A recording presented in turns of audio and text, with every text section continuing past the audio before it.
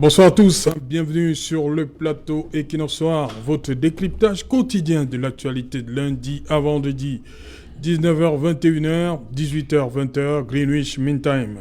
Une soixantaine de députés, dont les collègues de Jean-Michel Ninche, député social-démocratique Front de Wouri-Est, accusent expressément le Congrès américain de ternir l'image du Cameroun.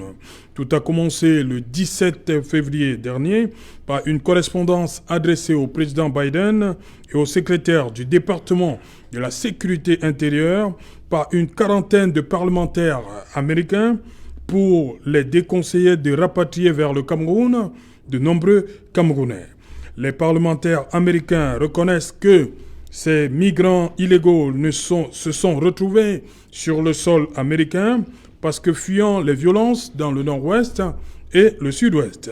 Pour les membres du Congrès, ces migrants illégaux couraient le risque d'être emprisonnés ou même exécutés du fait de leur soutien aux groupes séparatistes.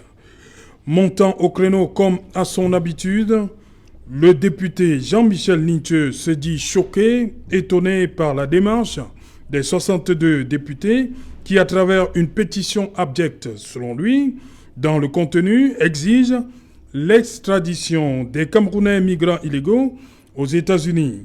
Pour l'élu social-démocratique Front, l'extradition des Camerounais, non seulement elle ne résoudra pas la crise, mais est en total déphasage avec les différentes résolutions du National Executive Committee, NEC, en rapport avec la résolution de cette crise. Le Social Democratic depuis le déclenchement de cette crise en 2016, a toujours souhaité que cette question soit inscrite à l'ordre du jour des travaux à l'Assemblée nationale. Impossible jusqu'ici, face à la majorité écrasante du Rassemblement démocratique du peuple camerounais. Une pétition exclusivement signée des membres du Rassemblement démocratique du peuple camerounais n'aurait surpris personne, tant cela s'inscrit dans l'ordre normal des choses. Voilà que celle-ci porte la signature des membres d'une force de l'opposition et pas des moindres. Madame, Monsieur, les Camerounais s'interrogent. Madame, Monsieur, tout à l'heure à 20h, c'est la grande édition du vendredi présentée par Nadine Yambou, tout de suite après le débrief du journal et tout de suite, le fait du jour.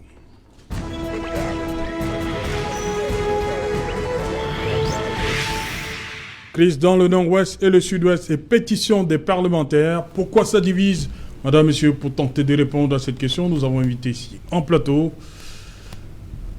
Je commence par lui, il vient de loin. Serge Aimé Bikoy, bonsoir. Bonsoir, Serge Aimé, salut à tous les bienvenue à Douala. Hein. Merci bien, merci beaucoup. Il y a un compatriote qui est basé du côté du Montréal au Canada. C'est Didier Teff que nous saluons singulièrement. C'était un inconditionnel de cette émission Equinox Soir. Une émission qu'il suit régulièrement et avec beaucoup de satisfaction. Voilà. Il avait préparé beaucoup de choses pour ce soir. Malheureusement, les artistes... on a voulu penser aux artistes avec la dernière actualité, mais les artistes n'ont pas répondu présent à ce rendez-vous. Absolument. Contrairement à DJ Teff qui avait déjà préparé ce programme. Justement, il avait déjà fait des annonces un peu partout. Question d'alerter l'ensemble des artistes musiciens locaux qui se plaignent ces derniers temps. Souvenez-vous qu'il y a certains artistes qui sont montés au créneau. Question de dénoncer la dimension de la valorisation des artistes étrangers par rapport à l'organisation du concert de Fally Ipupa qui a eu lieu le 13 février dernier.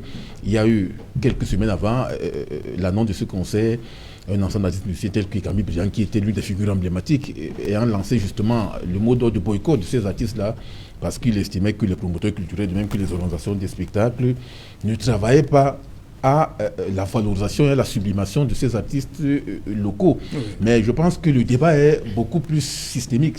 Je regrette véritablement que ces artistes-là aient abandonné le levier parce qu'on devrait justement entamer cette réflexion systématique de manière qu'on va pouvoir comprendre pourquoi aujourd'hui il y a ces différents acteurs-là qui ne travaillent pas à ce que l'on puisse davantage faire émerger cela. Je pense que la politique de l'extraversion culturelle est à mettre en vitrine. Il y a également d'autres éléments portant notamment sur les différents acteurs qui entrent en ligne de compte pour organiser les spectacles. Vous avez les organisateurs, vous avez les financiers, vous avez les promoteurs culturels, vous avez même des artistes locaux Et aujourd'hui, le questionnement même autour de la musique camerounaise est mis en vitrine, parce qu'en réalité, il faut justement... Et pourquoi il n'arrive pas à venir en parler à la télévision? C'est justement la question que l'on se pose. Moi, je ne sais pas. Est-ce qu'il y a eu... peut-être pas cette souffrance, mais cette rétractation, parce que parfois on est prêt à pouvoir parler d'un problème de fond encore plus lorsque l'on est hors des caméras ou bien hors des micros, mais lorsque l'on se retrouve ici, là, c'est parfois difficile. Vous voyez bien que l'individu a la propension à pouvoir dénoncer quelque chose sous cap, mais lorsqu'il est question de parler devant le bas peuple camerounais, devant l'ensemble des téléspectateurs, c'est toujours avec beaucoup de grincement et beaucoup de frémissement que l'on exprime cela, malheureusement. Ok. Bonsoir, Charles Ndikam. Bonsoir, Serge-Alain Outou. Bonsoir aux très nombreux téléspectateurs d'Equinox Soir. Je vais m'adresser particulièrement aujourd'hui à ceux de Bafoussam. Et je n'oublierai pas, et le thème que nous allons avoir dont nous allons parler ce soir ne peut que m'interroger encore sur la présence de nombreux de mes sympathisants et camarades de parti dans les différentes prisons camerounaises. Je leur dis bonsoir à eux aussi et je leur souhaite bon courage. Le chemin sera long, mais il y aura la victoire au bout. Okay. Raphaël Ndougou, bonsoir, bienvenue. Merci Serge-Alain Outou, bonsoir à tous les nombreux téléspectateurs, ceux du Cameroun, et également ceux de la diaspora. Je voudrais que vous me permettiez de dire bonsoir à M. Bikim, qui est un fidèle téléspectateur de ce programme, M. Abdul Hakim également, sans oublier M. Nibou Kakepol, celui que je viens de citer du MRC, c'est un ami. Mais je voudrais également vous féliciter, vous.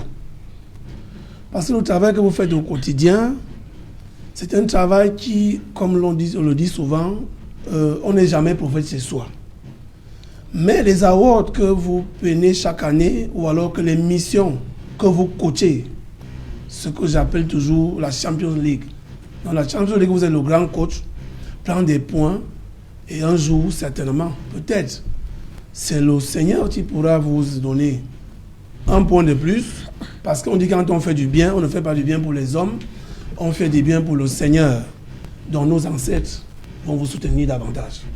Merci. Xavier Bellemé. Anna, bonsoir. Oui, bonsoir mon cher Alain. Merci de l'honneur que vous nous faites une fois de plus ce soir à nous inviter à votre précieux programme. Et je profite avec votre permission de saluer tous les militants de la région littorale, et particulièrement ceux de Mbongo, le Ferme Suisse, et le président de la Ferme Suisse Ibrahim, aussi ceux de Mbanga. Voilà. Xavier Bellemé, Anna. Est-ce qu'il y a crise au sein du SDF aujourd'hui? Bon, votre question est lourde de sens et qu'il est hors de question pour moi ici de nier une évidence. Cela c'est un fait. Et je voudrais ici d'abord souligner pour que les uns et les autres le comprennent mieux. La plupart de mes camarades ou sympathisants de mon parti qui me suivent en ce moment, je ne suis pas ici pour manifester mon militantisme vis-à-vis d'un individu. Oui. Ou je ne sais encore quoi, mais affirmer que je suis militant du SDF et responsable de la communication régionale SDF pour la région littorale. Et c'est dans ce cadre que j'ai répondu à votre invitation. Et je me dois de dire des choses telles qu'elles se présentent et sans priorité aucune. Le problème, c'est quoi? C'est que c'est une situation qui embarrasse beaucoup de militants SDF en ce moment.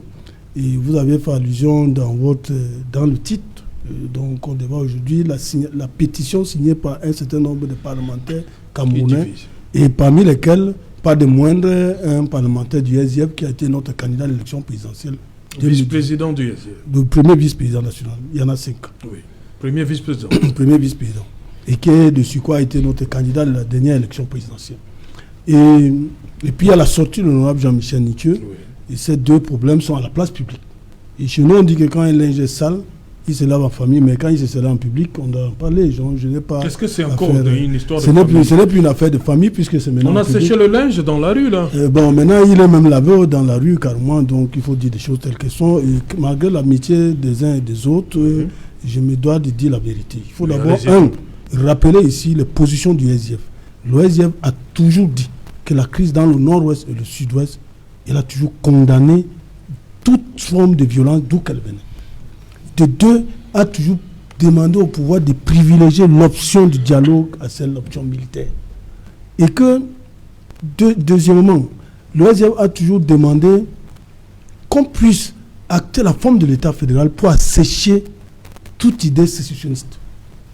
Parce que le sécessionnisme a toujours existé au Cameroun depuis les années 61, que les deux Camerouns se sont réunis, et ça a toujours resté marginal. Malheureusement, il y a 4 ans aujourd'hui, 5 ans, à cause de la condescendance et l'autisme de l'autre gouvernant de Yaoundé, on se retrouve avec une situation grave. Moi, je me souviens à l'époque, c'était en janvier 2017, quand notre équipe nationale a été sacrée championne d'Afrique au Gabon. De retour, le chef de l'État avait organisé une grande cérémonie au palais. Il avait invité le chairman. Et le chairman, depuis le palais de l'unité, avait déclaré à vos collègues de la CIATV s'il a répondu à l'invitation du chef de l'État parce qu'il était difficile au Cameroun qu'un opposant comme lui rencontre le président de la République et qu'il ait un entretien avec lui. C'était l'unique occasion parce que la situation était grave. Et qui venait dire le chef... déjà rencontré en 2010 Non, ça c'était... C'est des occasions rares. Le chef de l'État ne rencontre pratiquement pas son opposition. C'est une réalité, je n'invente rien. Oui. Nous sommes au Cameroun, sauf ceux qui ne sont pas au Cameroun, qui ne le savent pas. Et donc, le Tchamadon avait déclaré à vos collègues de la CIATV, à cette occasion, qu'il est venu rencontrer le chef de l'État pour lui dire ce qui est en train de se passer dans les deux régions du Nord-Ouest et du Sud-Ouest, qu'il ne faut pas qu'il dorme et qu'il a la solution du président de la République, qu'il a maintenant réglé avant qu'il ne soit trop tard.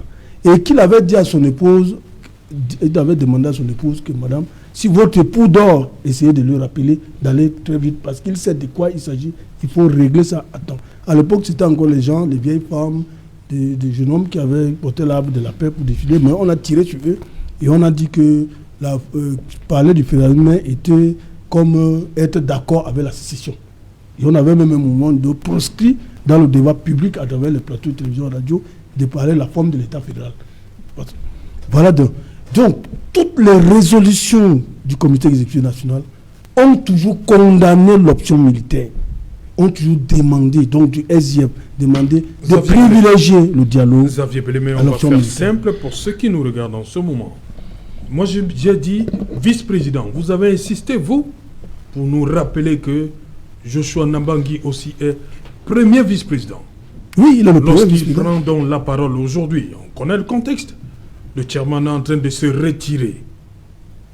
Est-ce que lorsque Joshua aussi signe cette pétition, c'est lourd de sens quand même? C'est lourd de sens, c'est pour ça que je suis entièrement solidaire avec le communiqué et la sortie de l'honorable Jean-Michel Nietzsche, oui, qui rappelle tout simplement la position officielle du SDF dans ce communiqué. Il rappelle la position régionale. Parce que nous avions, le SDF, à travers son groupe parlementaire à l'Assemblée nationale, a fait tout un blocus empêchant un Premier ministre de prendre la parole. Parce qu'on exigeait l'inscription à l'ordre du jour du débat à l'Assemblée nationale. C'est que l'ordre de gouvernance est toujours refusé à travers sa majorité obèse et mal acquise à l'Assemblée nationale. On ne peut pas comprendre aujourd'hui, entre deux sessions parlementaires, un groupe de députés puisse initier une pétition parce que les collègues américains ont demandé à les chefs de l'État de s'intéresser au problème du Cameroun. Nous sommes aujourd'hui à plus de 3000 morts dans les deux régions, une économie à terre, les gens, des dizaines de milliers de Camerounais qui sont des déplacés internes et d'autres dizaines de milliers qui sont des réfugiés à l'extérieur. C'est une situation incroyable. Moi, je pense que cette pétition, non seulement frise même du mépris contre les citoyens camerounais, parce que l'Assemblée nationale, qui est la deuxième institution de la République après le chef de l'État, refuse d'inscrire à son ordre du jour le débat sur cette question éminemment grave. Et pourquoi aujourd'hui, certains députés en majorité, à l'écrasante majorité des députés du RDPC, initient une telle pétition parce que les collègues américains ont demandé à la chef d'État de s'intéresser à la crise anglophone. Et puis de deux, c'est là qu'on demande d'extrader. La majorité de ces citoyens camerounais sont des militants du SDF qui, pour des raisons d'insécurité, se sont retrouvés aux États-Unis en demandant l'exil. Il y a plein. Votre vice-président ne sait pas qu'il y a des militants. Vraiment, je ne saurais répondre à sa place. Il est assez mature, il est assez grand pour pouvoir assumer ce qu'il a posé comme un acte. Vous lui poserez cette question le moment venu et vous répondra. Et donc, il y a beaucoup de militants SDF qui bénéficient de ces asiles. Et puis de deux, il y a d'autres Camerounais qui ont fui le pays pour des raisons d'insécurité économique. Ok. Et qui se retrouvent en détresse aux États-Unis et qui, plusieurs familles, y vivent grâce à ce qu'ils envoient au Cameroun. Vous voyez, donc, on crée une situation grave. L'OEDF a toujours condamné sans réserve la sécession. Okay. L'OEDF n'est pas un parti sécessionniste, l'OEDF est un parti fédéraliste. Voilà, justement, Raphaël Ndougou, les parlementaires camerounais, pour répondre à leurs homologues américains, disent, c'est un extrait, hein, nous considérons que ces remarques sur le Cameroun comme est plus hostile, déstabilisante et désobligeante et de nature à ternir notre image et notre respectabilité dans le but d'induire en erreur l'opinion publique. Ça, c'est un discours qu'on entend très souvent. Est-ce que le fait que non seulement c'est le RDPC, on est habitué, mais le fait que des parlementaires issus d'autres formations politiques, et non demain, le Social Democratic Front, aient rejoint ceux du RDPC, il y a une plus-value, c'est quelque chose de plus. C'est-à-dire, pour vous là-bas, comment les gens voient les choses autrement? C'est un acte patriotique? Vous allez voir que je parlerai à mon nom propre. Premièrement, ce que je veux dire, c'est que est-ce que répondre au Parlement américain résout le problème de la crise dans le Nozo actuellement? Je ne pense pas que ce soit une solution qui résout le problème qui date depuis 2016. Maintenant, j'aurais bien voulu que cette pétition signée par des députés du RDPC et même du SDF, demandant à l'élite politique, toute chapelle confondue et religieuse du Nozo, de se mettre ensemble pour d'abord réfléchir eux-mêmes quels sont leurs problèmes et puis maintenant porter ces problèmes à l'attention de celui qui nous gouverne, ça permettrait donc d'aller d'abord voir le mal dans la racine. Parce que s'il y a une pétition pour le Parlement américain a dit ce qu'il a dit, et puis maintenant on voit si on peut trouver des solutions par rapport à ça, au lieu de chercher à répondre. Cette façon de vouloir faire toujours où on veut répondre, parce que peut-être on se rend compte que l'image du pays, et ainsi de suite. Quelle est la solution idoine? Nous l'avons toujours dit ici. Nous pensons qu'il faut... C'est ce que le cardinal Toumi, à un moment donné, avait voulu organiser. C'est-à-dire qu'il a voulu réunir ses frères et sœurs issus des mêmes régions. Je crois qu'il ne se fait pas tard pour revenir sur cette affaire. Et nous avons proposé même que le Premier ministre qui est là, qui est un chef traditionnel, puisse réunir tout le monde qui est de ce côté-là. C'est-à-dire qu'on appelle les religieux, les hommes, les chefs traditionnels, l'élite politique, pour qu'ensemble, qu'ils puissent voir quel est le problème. Maintenant, vous vous souvenez... On dit que l'élite a échoué, elle n'est plus assez représentative. Hein. Tout simplement parce que c'est une hein. partie de l'élite qui fait ce que vous-même vous savez. Donc à un moment donné, ça ne peut pas résoudre le problème. Quand on veut soigner l'abcès, il faut percer l'abcès pour enlever ce qui est mauvais à l'intérieur avant d'administrer le traitement. On ne va pas amener une partie, et vous savez qu'en tout début de cette crise, à un moment donné, ces jeunes gens, ou alors certains vous disaient qu'ils ne se reconnaissaient pas derrière certaines élites. C'est-à-dire qu'ils n'étaient pas avec ces élites-là. Ils estimaient que ces élites sont les élites de Yaoundé. Donc moi je crois que c'est d'abord ça, premièrement. Maintenant, deuxièmement, est-ce que si on pouvait faire cette pétition dans ce sens, en ce moment dont je devais être d'accord pour dire, lorsqu'on se noie, on peut s'accrocher sur le serpent, disait Frédéric Odon.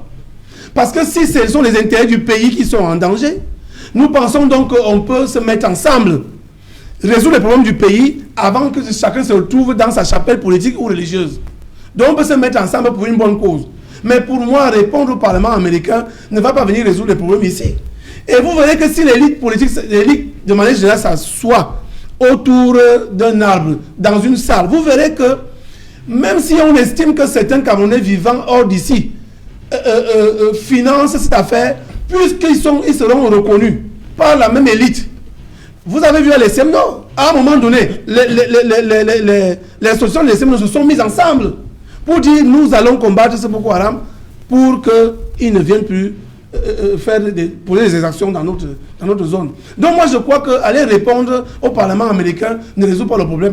Il faut que les députés, s'ils veulent signer des pétitions, il faut qu'ils fassent des recommandations dans le sens que tous ceux qui sont des ressortissants de ces deux parties, si vous voulez, de ces deux régions, se mettent ensemble. Et puis maintenant, donc, le dialogue commence dans les deux régions-là.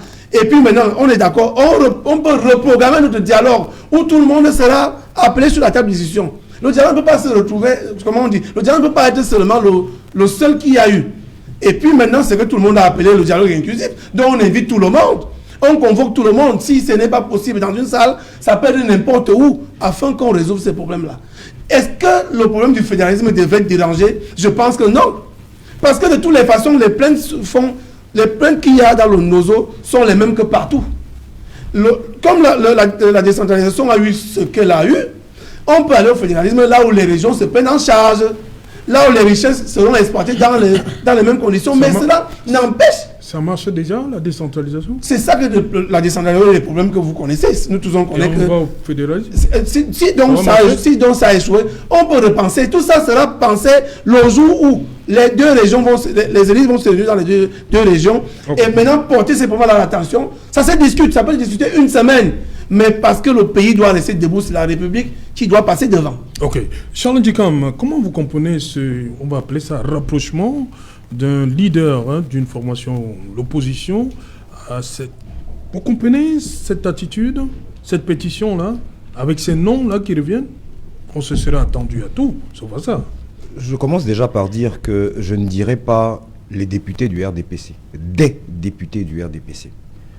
Se sont permis cette sortie que je trouve non seulement malencontreuse, mais, comment dirais-je, qui insulte l'intelligence collective des Camerounais. Voilà des gens qui, depuis 5 ans, n'ont pas trouvé moyen de débattre de ce sujet au sein de cette assemblée, mais qui se permettent de sortir pour en parler. Je vais leur suggérer une chose. Plus près d'eux, il y a le problème de la FECAFOOT. Commencez par aller régler celui-là avant de prétendre et régler un problème beaucoup plus lointain. Bande d'incapables. Je suis désolé, je suis obligé de le dire. Il faut qu'on arrête de se moquer du peuple camerounais. Vous avez parlé d'élite. Bon, le SDF en a fait une élite. Aujourd'hui, je doute qu'il soit une élite. Je ne sais pas où est sa base électorale, à ce monsieur. J'en profite pour dire et préciser que je ne l'inclus pas dans l'opposition camerounaise. Je le dis de manière haute et intelligible. Il n'est pas de ce SDF que moi j'ai connu. Non, c'est impossible. Je rappelle, monsieur le représentant du SDF sur le plateau a oublié de le dire, que lorsque votre parti a bloqué toute une session parlementaire, il était de ceux-là qui l'avaient bloqué. Je pense que lui, comme les camarades avec lesquels il allait signer, sont en conflit avec la cohérence. Mais lui, plus qu'eux. Je voudrais ici aussi interroger d'autres qui sont prompts à faire des tweets, à sortir sur les plateaux, sur les photos et sur Facebook, qui sont prétendument de l'opposition aussi. Je m'attendais à ce que ceux-là, dès la sortie de ce courrier, fassent ces mêmes tweets pour dire « je n'en suis pas, je ne suis pas d'accord ». Mais leur silence est assourdissant. Quand on leur dit qu'ils accompagnent, alors qu'ils se taisent et qu'ils mangent en silence. Mais il ne faut pas partir de 62. Qu'à cela ne tienne, c'est un silence coupable. C'est un silence coupable pour un parti qui prétend être un parti d'opposition. Je n'arrive pas à comprendre que des gens qui sont incapables d'aller faire cette même déclaration à Bamenda, à Yaba Hotel, ils s'adressent aux Américains. La dernière fois qu'ils sont sortis de Yaoundé, pour ceux d'entre eux qui sont originaires du Nozo, c'était quand? Tout un ministre de l'administration territoriale marche avec un bataillon du billet, originaire du Nozo lui-même. J'attends de le voir aller, lui, dans sa région d'origine, dans son groupement, seul. Non, nous en avons assez. Nous en avons assez. Et celui qui s'exprime ce soir, c'est un Camerounais, fier de l'être, militant d'un parti qui paye le prix fort.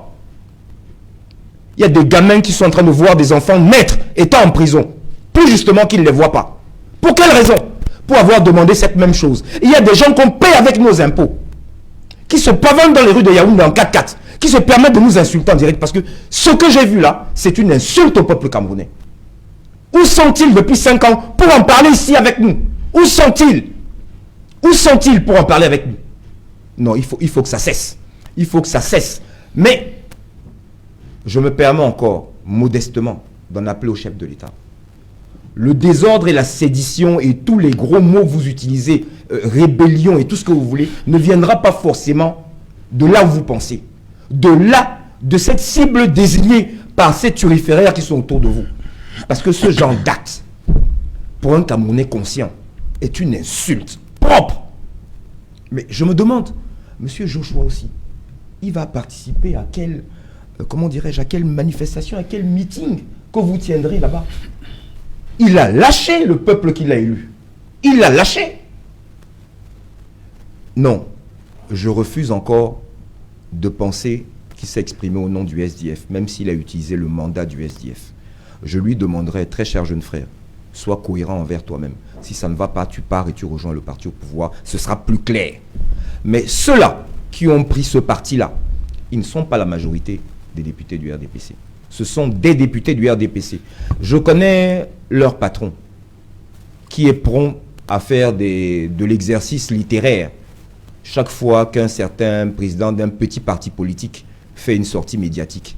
Monsieur Famendongo, je crois qu'il est temps que vous aussi, comme vous avez la plume si facile, que vous sortiez pour dire ce que vous pensez de ce qu'ont pondu vos ouailles. Pour l'instant, j'en resterai là. Voilà, Serge Mebikoy, le premier vice-président du SDF qui a signé cette pétition, il est, on va le dire comme ça, repris quelques jours après par le président régional SDF pour le littoral. Pour vous, et ça arrive quelques jours après que le chairman ait décidé de sa retraite politique. C'est la succession du chairman qui se joue là déjà? Absolument, c'est une grille de lecture que j'ai eu l'occasion de développer cet après-midi dans une tribune libre intitulée Jean-Michel Nitieux, le potentiel successeur de Ni John Fround à la tête du SDF. Je le dis pourquoi? Je le dis parce que je me focalise notamment sur une nomenclature de déterminants nous permettant de comprendre la grille de lecture que le président régional du SDF pour le littoral a développée dans sa communication hier. Le premier point porte notamment sur un problème de fond, à savoir que depuis 5 ans déjà, l'Assemblée nationale n'a pas encore entamé un débat sur la crise anglophone. Et c'est la raison pour laquelle aujourd'hui on ne peut pas comprendre que l'USDF, qui est la formation politique qui a posé ce débat, notamment en novembre 2017, à travers l'honorable Joël Wilba, qui a eu toute forme de contingence et de turbulence, de manière que ce dernier puisse aujourd'hui aller se domicilier à l'Occident. On ne peut donc pas comprendre que cette posture critique que le SDF a émise dès le départ soit aujourd'hui critiquée ou bien bottée en touche par l'un des mandataires, qui plus est le premier vice-président national du SDF, à savoir Joshua aussi, qui a signé justement cette pétition-là. C'est un problème justement à dénoncer. C'est pour cela qu'aujourd'hui, le député du SDF du Vouri critique systématiquement la démarche que les 62 parlementaires ont mise à contribution pour justement critiquer les membres du Congrès américain. Le deuxième élément ici vise davantage à constater que il est question, lorsqu'il y a un problème de fond qui se pose avec acuité, de ne pas l'aborder de manière lapidaire et lacunaire. C'est-à-dire qu'il y a un débat interne qui devrait davantage être posé. L'USDF a notamment des parlementaires qui peuvent se réunir de manière à poser ce problème. Est-ce qu'il est question de participer à la rédaction ou bien à la communication portant notamment sur l'adresse d'une pétition à ces membres du Congrès américain? Ça n'a pas été fait. On a donc constaté que le premier vice-président national du SDF s'est décidé, ex-cathedra, à apporter son nom, sa caution à cette pétition-là. C'est pour cela qu'aujourd'hui, on peut davantage estimer que la position que défend Jean-Michel Nitieux est quand même digne d'intérêt. Parce qu'en réalité, on se rend compte qu'à l'interne, il n'y a pas eu ce débat-là. Sinon, pourquoi cette dissonance cognitive entre eux, les deux députés du SDF? Le troisième élément ici qui vise davantage à mettre en relief un autre aspect, à savoir que nous sommes dans un contexte où l'on débat déjà sur la gestion de la transition à la tête du SDF. C'est pour cela que vous avez posé la question portant notamment sur les batailles successorales post-Ni John Fround. Surtout que le chairman du SDF a, au cours d'un déjeuner de presse tout récemment à Yaoundé, le 11 février dernier, déclaré manifestement devant la presse nationale et internationale qu'il n'est plus prêt à se présenter à nouveau à une présidentielle déterminée. Et deuxièmement, pour lui, il n'est plus question d'apporter sa contribution à la réflexion sur l'ensemble des problèmes sociopolitiques qui se posent avec acuité au Cameroun, d'autant plus qu'il est aujourd'hui, il l'a relevé, affecté par une certaine lassitude. Il y a donc là un souci pour le SDF, pour le chairman John Fundi, de céder systématiquement la place à ces cadres aujourd'hui qui doivent travailler à la gestion de cette transition à la tête du SDF. C'est pour cela qu'aujourd'hui, lorsque vous voyez cette opposition de phase entre Jean-Michel Nitieux et Joshua aussi, ça nous montre véritablement qu'on est déjà là dans des batailles successorales à la tête du SDF, avec en toile de fond la gestion de la transition à la tête de ce parti politique. Parce que lorsque l'on voit les deux caractères de ces deux élus, vous allez vous rendre compte que Jean-Michel Nitieux est éminemment un contestataire. Il a toujours critiqué systématiquement l'ensemble des affaires de la République, dont le fonctionnement est chancelant et déstructurant. Vous vous souvenez que ces derniers mois, on a vu les tribunes libres de ce dernier visant davantage à critiquer la gestion de la pandémie de coronavirus au Cameroun. On a vu également ces différentes tribunes qu'il a commises, question d'interpeller le gouvernement camerounais sur la gestion d'un ensemble de problèmes de fond. Or, le premier vice-président national du SDF est resté sobre, discret, moins visible par rapport à la défense de ce problème. On voyait davantage Nitieux au front. Et c'est pour cela qu'aujourd'hui, lorsque vous voyez justement ce débat-là, il est fort probable que dans les prochains mois, que l'on puisse justement engager le débat systématique sur la réflexion autour de la transition à la tête du SDF. Parce qu'en réalité, on se rend compte que on ne peut pas allier deux personnalités, deux figures de proue d'un parti politique dont les caractères sont diamétralement opposés et dont les logiques idéologiques et militants sont également systématiques. Parce que vous voyez qu'il y a là la confrontation entre deux ailes. L'aile modérée, incarnée par Joshua aussi, et l'aile dure, représentée par la tête emblématique Jean-Michel Nitieux. Donc c'est cette confrontation-là entre l'aile dure et l'aile modérée qui va permettre aujourd'hui de constater qui finalement va gérer cette bataille et va vaincre de manière que l'on puisse avoir quelqu'un qui puisse gérer justement cette transition à la tête de l'État. Il faut savoir qu'aujourd'hui, Jean-Michel Nitieux se positionne également comme la figure qui veut réincarner la modalité de la contestation et de la protestation que Nitieux originel a justement mené depuis la naissance du SDF le 26 mai 1990. Donc on est là comme une espèce de disciple qui veut travailler à la reproduction de l'aile contestataire du SDF qui a été connue depuis les années 90. Malgré que ces derniers temps, la crise anglophone a justement été à l'origine de la faiblesse et de la décrépitude de ce parti politique. Voilà, Xavier Brémé, SDF, on va dire originel, c'est Jean-Michel Nitieux, ça vous fait sourire. Bon, voilà, on veut comprendre. Hein. C'est la parole d'un journaliste dont j'ai un grand respect pour son analyse parce qu'il est dépouillé de toute contrainte que nous avions. Parce que nous sommes sous le feu de l'action. Vous êtes partisan. Il a la distance nécessaire pour pouvoir faire une analyse pertinente. Donc je n'ai rien à dire. Oui, on veut comprendre. Face à tout ce qui se passe là, vous avez des indiscrétions par rapport à la position du chairman John Fundi, ou bien le NEC va trancher tout ça, tout ce qui est en train de se dessiner là. Et le prochain NEC, il est prévu pour quand? Le prochain NEC, certainement en début de mois prochain, avant la quinzaine, je crois, avant la fin de la première quinzaine du mois, certainement, il va se tenir. Ce problème sera inscrit à l'ordre du jour? Je pense, parce que c'est un problème éminemment grave, et il faut que je le dise. Et, malgré l'amitié que le premier vice-président a l'habitude de me faire, donc je le remercie en passant, mais ce qu'il a fait est une faute grave, c'est une règle grave que moi je lui conseille. Les amis sont ceux qui se disent la vérité. Il doit faire amende honorable et reconnaître qu'il a fait l'erreur d'opposer sa signature parce que sa signature ne l'appartient plus. Il est député, un élu du peuple et premier vice-président national et ancien candidat à la dernière élection présidentielle. Donc quand il signe au bas d'un document, il doit comprendre que c'est un engagement grave, il engage plusieurs personnes. Donc il doit pouvoir réfléchir 2 fois avant de signer. Donc c'est une erreur grave qu'il doit faire. Moi je lui conseille de faire son mea culpa et de pouvoir s'excuser et demander des excuses qu'il a fait une erreur. Ça peut arriver. Il est membre du bureau de l'Assemblée nationale, non? Il est membre du bureau de l'Assemblée parce qu'il est questeur. Oui. Il est constitué la hiérarchie de mon parti. Et chez nous, vous savez, nous sommes les sociodémocrates. Et notre idéologie est posée sur 2 piliers essentiels. La liberté d'entreprendre et l'obligation de solidarité. Et que ce qu'il a posé comme un acte ne respecte ni l'un ni l'autre pilier.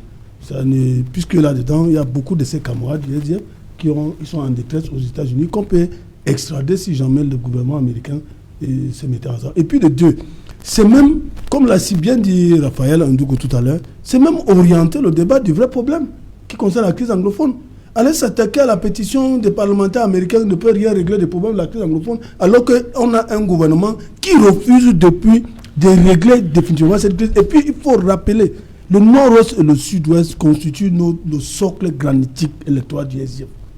C'est même à la limite un complot contre le SDF. C'est même un complot. C'est qu'il faut dénoncer. Parce que cela nous a privés de plusieurs élus aujourd'hui. Cela a eu un impact négatif, même pour son résultat de l'élection présidentielle. Moi, j'ai suivi les élections présidentielles à travers le Cameroun.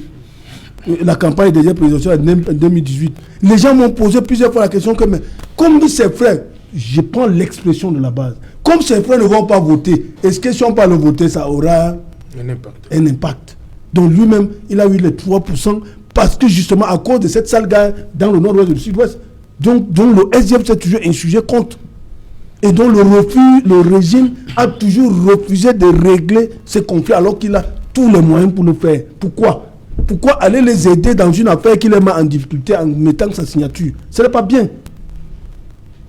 Il a fauté. Il n'est pas le seul. Hein? J'ai dit il a fauté puisque il est celui-là qui est le plus brillant, c'est le leader. Il a été candidat à l'élection présidentielle. Quand vous avez déjà été une fois candidat à une élection présidentielle, vous n'êtes plus n'importe quel militant politique. Vous aviez la carrure d'un leader politique. Parce qu'il pouvait gagner l'élection présidentielle en 2018, être le président de la République du Cameroun. C'est la plus grosse fonction dans un pays au monde. Il n'y en a pas deux. Donc, ici, c'est une question de responsabilité. Moi, je pense que nous devons revenir, il faut le condamner. Cela n'a rien à y voir l'amitié que j'ai avec lui.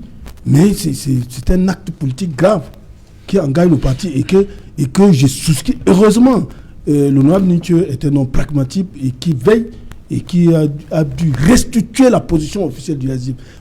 L'honorable Joshua a peut-être parmi les parlementaires qui ont fait le blocus, empêcher le Premier ministre à l'Assemblée nationale de ne pas prendre la parole. Pourquoi avoir fait tout cela? Parce qu'on veut un règlement pacifique d'un conflit. Peut-être qu'ils voient les choses différemment. Mais les sénateurs américains n'ont pas demandé à leur président de prendre les armes et venir tuer les soldats camerounais et les Camerounais. Non, ils ont demandé à leur chef d'État de peser de tout son poids pour amener son collègue camerounais à pouvoir accéder à régler ce conflit de manière définitive. Vous savez, chaque guerre ne doit jamais avoir lieu si les gens ont pris conscience dès le départ de s'asseoir et de se parler. Et chaque fois qu'on a pris les armes, on finit toujours par revenir là où on devait être. C'est-à-dire s'asseoir et se parler et s'écouter. Et c'est une affaire entre Camerounais. Il n'y a pas d'étrangers dans les deux régions dans cette guerre. Tous sont des Camerounais. Ce qu'on appelle ambazoniens, c'est des citoyens camerounais. Les autres sont des Camerounais. Ils entretuent. Nous nous entretuons dans ces deux régions. Et ça crée un désarroi terrible. C'est un désastre humain. Donc on peut régler autrement. Ce n'est pas à travers une pétition qui intègre la vision politique du RDPC. Donc le SDF a toujours condamné. Nous n'avions pas la même vision. On n'apprécie pas le problème dans le nord et le sud de la même façon. Ces députés-là, tout ce que vous avez lu là, c'est ce que le RDPC a toujours chanté. On en est où? Ils ont fait le choix d'une option militaire. On en est où? Le RDPC c'est toujours un sujet comme. Il faut régler le problème autrement. Vos camarades, les choses ont changé dans leur tête. Les anglophones même revendiquent quoi? Ils revendiquent le contentieux historique de 1961 qui se sentent floués par les frères francophones. C'est de revenir aux accords de Fumban. Il y en avait deux. Il faut le rappeler très rapidement avec votre permission. À Fumban, il y avait deux types d'accords. Il y avait la forme de l'État fédéral, dont l'article 47 de la Constitution fédérale interdisait toute modification qui porterait sur la forme de l'État. Ça a été violé en 1972. Et à Fumban, en 1961, c'était après la présidence francophone, il fallait un président anglophone. Aujourd'hui, on se retrouve avec deux présidents francophones qui sont à plus de 60 ans de pouvoir. Et les anglophones sont où? Il y a 7 institutions au Cameroun, mon cher Céjalin. 7 institutions, la République du Cameroun a 7 institutions consacrées par la Constitution. La première institution, c'est la présidence de la République, c'est un francophone. Deuxième institution, le Sénat, c'est Niad Dipendi, c'est un francophone. Troisième institution, le président de l'Assemblée, il s'appelle Kavaïge Djibi, c'est un francophone. Quatrième institution, Premier ministre, qui est un anglophone, et c'est le seul. Cinquième institution, le conseil constitutionnel, qui est dirigé par Clément Atangana. C'est un francophone. Sixième institution, le président de la Cour suprême, Mokobe, C'est un francophone. 7e institution et la dernière, le président du Conseil économique et social qui est à Yann-Luc. C'est un francophone. Les anglophones sont où? Voilà le problème institutionnel que les anglophones posent comme problème. Qui peut régler? On ne peut régler ça à travers la table de négociation, pas sur notre voie. Non, donc il faut jamais, je ne vais jamais le rappeler trop, que l'OSR, la position du OSR est simple. L'OSR n'est pas un parti sécessionniste. Nous sommes fédéralistes. Nous condamnons tout esprit sécessionniste et nous demandons au régime que la forme de l'État fédéral va assécher le sécessionnisme. Je voulais... Et il faut un anglophone comme président de la République du Cameroun pour régler ce problème. Je voudrais l'analyse de Serge Bécoy est pertinente. Mais je voudrais lui dire une chose. Quand il parle de 2 ailes, je pense qu'il donne du poids à une d'entre elles. Un bout de bois a beau rester longtemps dans l'eau, il ne devient pas forcément un caïman. Je me rends compte aujourd'hui que malgré le nombre d'années passées dans la politique, sur la scène politique, coaché par un grand homme comme Nijom Foudi, Joshua aussi fait des erreurs de débutant, sauf à déclarer une scission. Scission dont il partira seul, parce que je ne sais pas quels sont les militants de ce SDF-là que moi je connais, qui le suivront dans sa posture. Ça, c'est la première des choses. Deuxième des choses, il faut qu'on comprenne bien une chose. Si même il y a guerre de succession, voilà encore une situation qu'il faut relever. Il faudrait qu'on arrête de donner le pouvoir aux gens. Il faut que les gens acquièrent ce pouvoir à la force de leur conviction, à la force avec une force de persuasion à l'endroit de ceux qui vont effectivement faire le choix de leur candidature. Voilà un monsieur qui a tout hérité de Nijom Foudi. Il s'est battu où? Non, qu'il aille au charbon.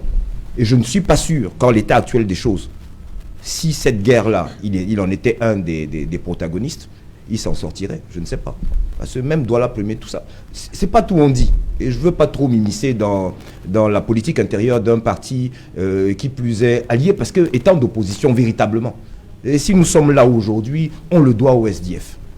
Mais je trouve vraiment malheureux que ce soit l'un de leurs plus grands cadres, sinon le plus grand en activité, qui puisse commettre ce genre d'acte. Je pense que ce n'est que Nijom Foudi, s'il veut rendre un dernier service à son parti avant de le quitter, il devrait le convoquer au plus vite et que ce monsieur soit mis en minorité. Il n'y aura pas d'effort à faire pour cela.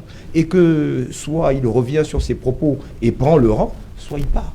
Mais nous saurions souffrir de cheminer, parce que c'est aussi le sens des dernières démarches. Et donc, d'ailleurs, l'honorable Nietzsche est responsable de se rapprocher des autres partis politiques afin de voir comment est-ce qu'ensemble nous pouvons trouver un consensus pour imposer un certain nombre de choses, un certain nombre de vues de l'immense majorité du peuple camerounais au gouvernement d'en face. Nous ne pouvons souffrir de marcher avec des gens parmi lesquels il y a des gens qui ont ce type de comportement. Voilà, rapidement, Raphaël Ndougo, qu'est-ce qui empêche donc que la question du nord-ouest et du sud-ouest soit inscrite à l'ordre du jour des travaux de l'Assemblée nationale depuis plus de 4 ans que ça dure?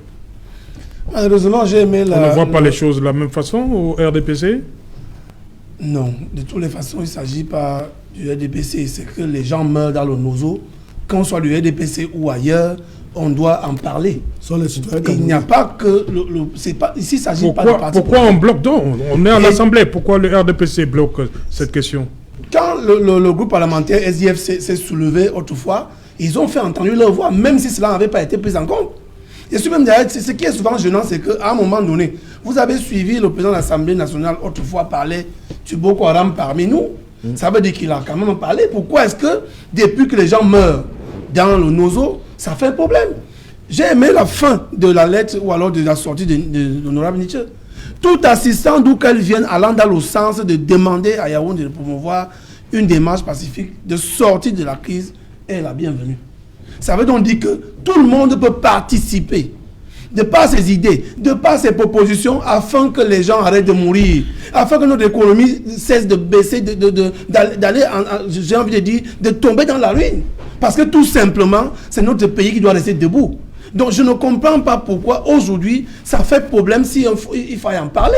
Je vous ai dit à l'entame que je propose que l'élite là-bas aille s'asseoir pour discuter de ces problèmes, puisque le SDF a perdu des places à l'Assemblée nationale et même des communes avec cette fameuse crise. Merci. On revient après le journal parce qu'elle est déjà là, la dame du vendredi, elle c'est Nadine Yambo. Bonsoir Nadine. Au menu ce soir. Bonsoir Serge Alain, bonsoir également à vos invités. Ce soir au journal de 20h, nous reviendrons sur ce rapport de Human Rights Watch sur la situation des droits de l'homme au Cameroun. L'ONG accuse notamment l'armée camerounaise d'abus sur des populations civiles dans le chaudron de la crise anglophone. Elle fait notamment allusion à l'attaque du 1er mars 2020 où une vingtaine de femmes ont été donc violées. Nous ferons le point au journal de 20h. Nous parlerons également de l'opération annoncée par le maire de la ville de Douala pour lutter contre l'incivisme et les désordres urbains dans la capitale économique, avec notamment l'occupation anarchique de la voie publique. Vous l'avez certainement constaté, les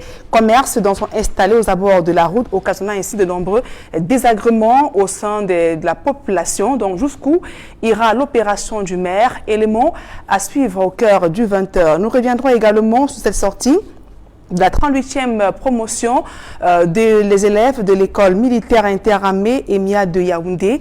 Donc après 3 ans de formation, de nouveaux officiers intègrent l'armée. Une cérémonie donc déroulée en l'absence du chef de l'État, Paul Biya. Serge Alain. Voilà, madame, monsieur, tous ces titres vous seront développés tout à l'heure dans le 20h de Nadine Yambou. Quant à nous, on se retrouve après pour Equinox Soir, deuxième partie. Ce sera le temps du débrief. Donc, dans un instant, le 20h, comme tous les vendredis avec Nadine, mais avant cela, une passe de pub.